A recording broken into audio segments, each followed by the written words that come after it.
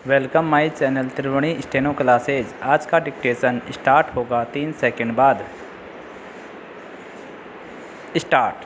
महोदय, आपने जिस उत्साह के साथ मेरा स्वागत किया है उसके लिए मैं आपको धन्यवाद देना चाहता हूँ।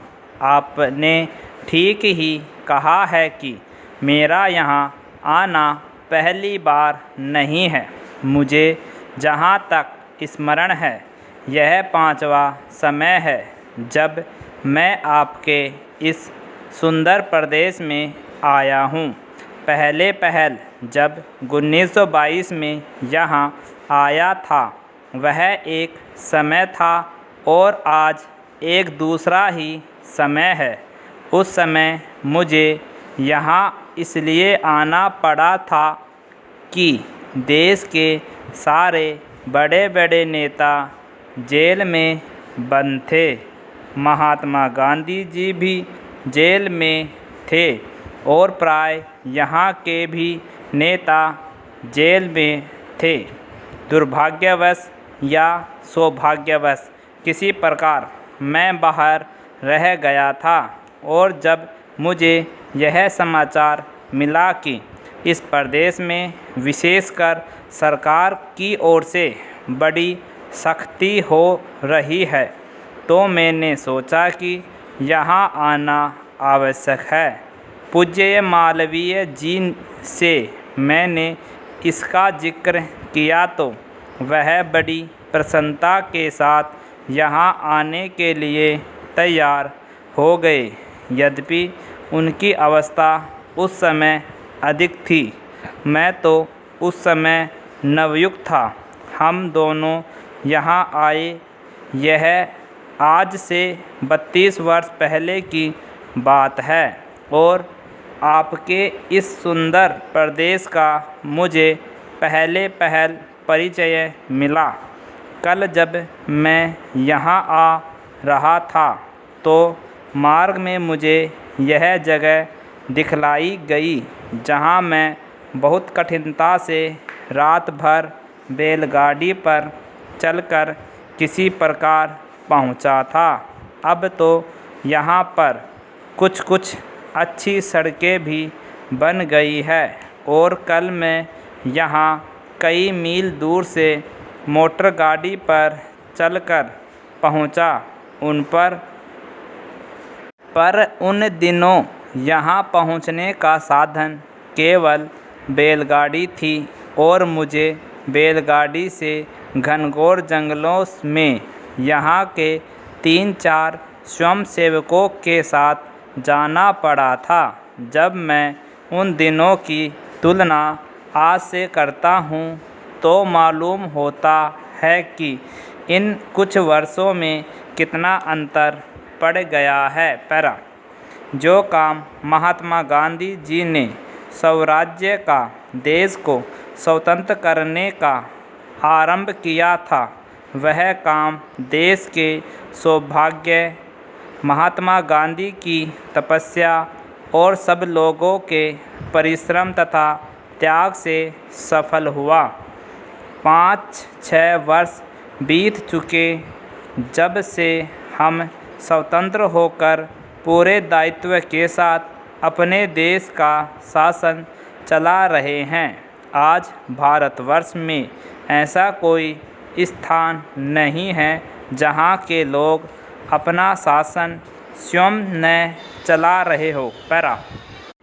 महोदय, हमारा जो संविधान तैयार हुआ है उसमें भी इस बात का प्रयास किया गया है कि देश में लोकतंत्र पूरी तरह से लागू किया जाए और जनता को लोकतंत्र की सारी सुख सुविधा मिल सके।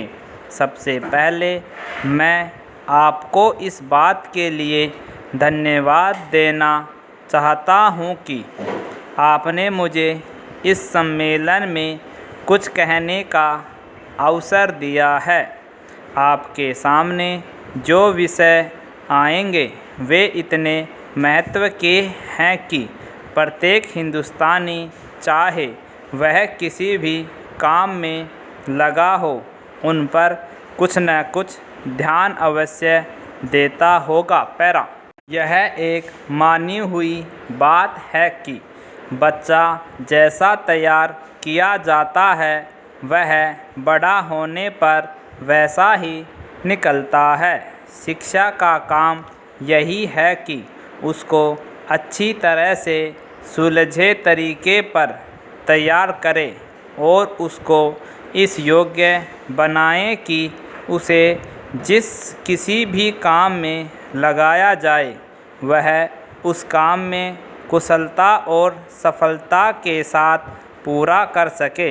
हमारे देश में जो शिक्षा पद्धति अभी तक जारी है वह नई नहीं है, बल्कि यदि मैं यह कहूँ कि वह 125 वर्ष पुरानी है तो गलत नहीं होगा। 125 वर्ष पहले जिस उद्देश्य को सामने रखकर यह शिक्षा पद्धति जारी की गई थी वह उद्देश्य अब नहीं रहा, पर शिक्षा पद्धति अब तक लगभग वही है। मैं मानता हूँ कि इस बात का प्रयत्न किया जा रहा है कि उसमें परिवर्तन किया जाए जिससे हमें अपनी आवश्यकताओं की पूर्ति में सहायता मिल सके। जहाँ तक मुझे मालूम है इस काम में अभी तक हम सफल नहीं हुए हैं। मैं तो शायद यह भी कह सकता हूँ कि उस शिक्षा पद्धति को बदलने में जो प्रयास किया जाना चाहिए था वह अभी तक नहीं किया गया है। इस देश में या सभी देशों में शिक्षा के 3 भाग होते हैं।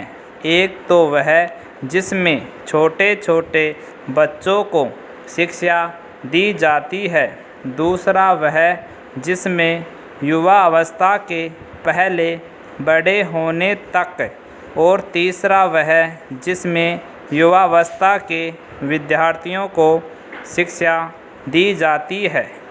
इन तीनों भागों की शिक्षा पद्धतियाँ अलग अलग हैं, परंतु वे एक दूसरे से मिलती जुलती होती है और एक से दूसरे में जाने में कोई कठिनाई नहीं होनी चाहिए।